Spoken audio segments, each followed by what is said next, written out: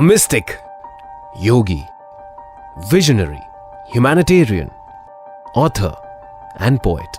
Sadhguru is a spiritual master with a difference. Traversing seamlessly from the ancient to the ultramodern, he bridges the gap between the known and unknown, making a clear break from the mere customs and rituals. Sadhguru presents the inner dimension in a scientific manner.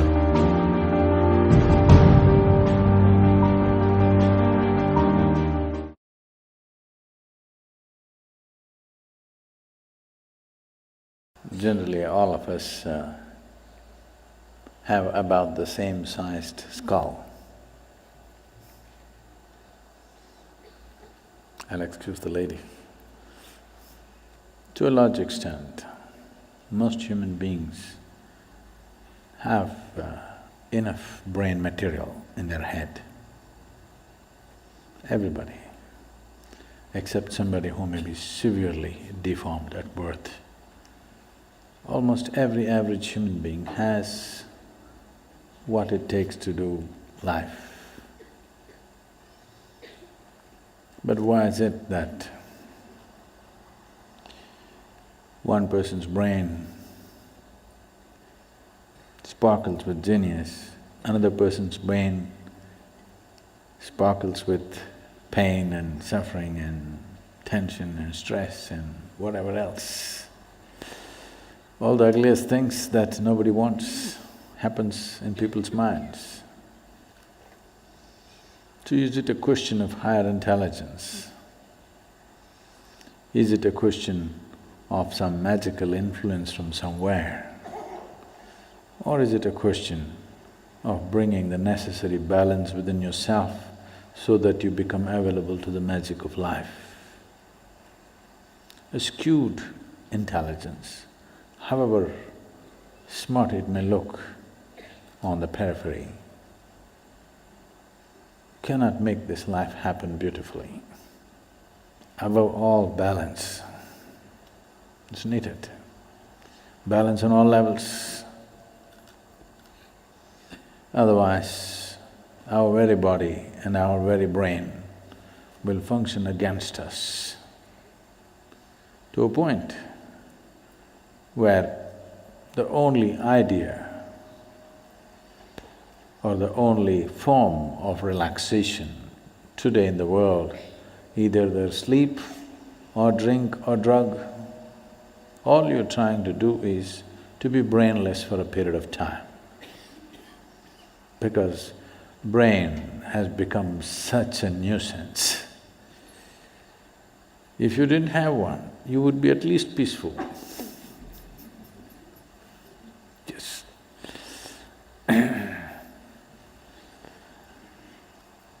What took millions of years of evolution to achieve, today has become a nuisance. What is the greatest miracle within this human frame has become a misery manufacturing machine. There are many aspects to it, I don't want to make it too simplistic, but above all, the most important thing is balance or lack of balance. So, this human mechanism, which is the most sophisticated instrument on the planet, if you do not pay enough attention to it, if it turns against you, there is nothing here in the world which can save you because nothing is more sophisticated than this one. Because this is of the highest level of evolution and sophistication. If this turns against you, nobody can save you, I want you to know this. So if this should not turn against you, to know the entirety of what this is, it'll take a certain level of attention. But to bring balance to this doesn't take too much. It is just that you're doing a few fundamental things absolutely wrong, that's all. To know the entirety of what this is, that's a whole lot of attention, time, education. assistance, guidance, so many things are involved. But to bring a reasonable sense of balance into you, it doesn't take much. You're doing a few things basically wrong with life. When I say basically wrong, one thing is for everybody to understand, all human experience is generated from within. Is that so? All human experience is generated from within. So at any time, if you feel happy or unhappy, miserable, joyful, ecstatic, in a state of agony, doesn't matter what happens, what is your experience, pleasantness or unpleasantness, just to know that it's happening from within, and it can only happen from within. You can either take external stimuli or you can create your own stimuli, but essentially it happens from within. This one thing, if it is not grasped, when you feel miserable, if you think it's this one, you're gone. You just… the keyboard is here, but you're punching the wall. This is not going to work. This one basic fundamental thing is something that almost 90% of the humanity is always doing it wrong. Whenever they feel miserable, they think it must be this one or that one or that one or that one. Now, all human experience is generated from within. If something is feeling unpleasant, first thing is to look at this. What am I doing wrong with this? Am I eating wrong? Am I sleeping wrong? Am I sitting wrong? Am I breathing wrong? Is my heart beating wrong? Something, my very chemistry is wrong. Something is wrong with this, not with that. So the moment you think by kicking the wall you can fix this one, then you made a fundamental mistake. The harder you try, the further away from it you go. So, this possibility of bringing balance to the system, first of all, is the fundamental nature of yoga. The most basic forms of yoga, whether it is… I know many of you doing probably the Nadi Vibhajan or Yoga Namaskar or Surya Namaskar or Surya Kriya, these are all basic forms of yoga. The first thing is to bring balance. Once there is balance, then you can build a tower on top of this. If there is no balance, whatever you build will only lead to more trouble. The more basic you are, the better it is. So this is what a whole lot of humanity is seeking, somehow to remain basic. Because if you build something, it feels terrible when there is no fundamental balance. Anything standing up without balance is a big problem. So the best thing is to lie down, stay close to the ground. If you grow tall, it'll be a problem, so remain at the minimum. A whole lot of humanity has reduced themselves to a minimal possible thing in their life. If I don't get into trouble, that's good enough. A whole lot of humanity. This is a serious waste of evolutionary work. What has happened on this planet in the last few million years to evolve life from its simplest form to what it is today, just wasting the entire process. And Mother Earth is not going to let you get away with it. You will pay the price. If you try to make life go backwards, it will make sure you pay the price. So instead of trying to do this, that, so many things, first thing is to do something to bring balance.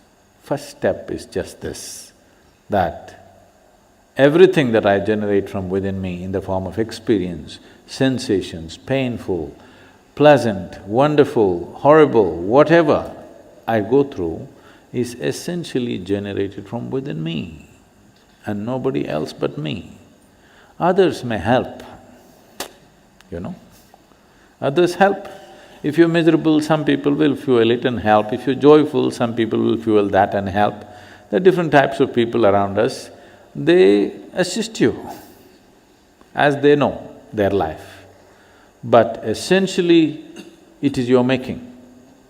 This is the fundamental aspect of yoga. The first teaching that came out was that it is your karma. That means it's your making. Your life and the experience of your life is entirely your making. If this one thing doesn't sink into you absolutely, you will not make the necessary changes. You still think, yes, I know it's my karma, but you know, my husband, what he did. You can't fix this. First you understand, this is my making, entirely my making. The moment you see it, you have the ability to change it. I see it, but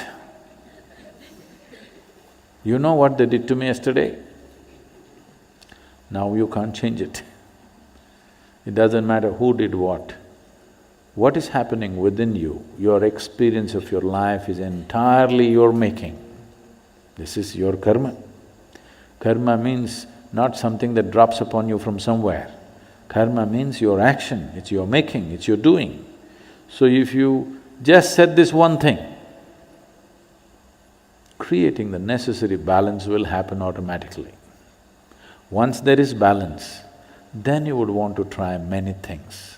Otherwise, I'm talking about so many things up there in the sky, you will only be a spectator. You will not be the one who flies. You will only be a spectator because when there is no balance, you don't want to go 3 inches above the ground. So this is one fundamental thing. We've been talking about this in many forms. But if you want to make the full scope, if you want to make use of the full scope of this body and this brain, of this human possibility, of this consciousness that we refer to as human being, then first thing is this, that you understand and fix it within you absolutely that the quality of my life is entirely my making and nobody else and nobody else. If you fix this one thing, balance will come.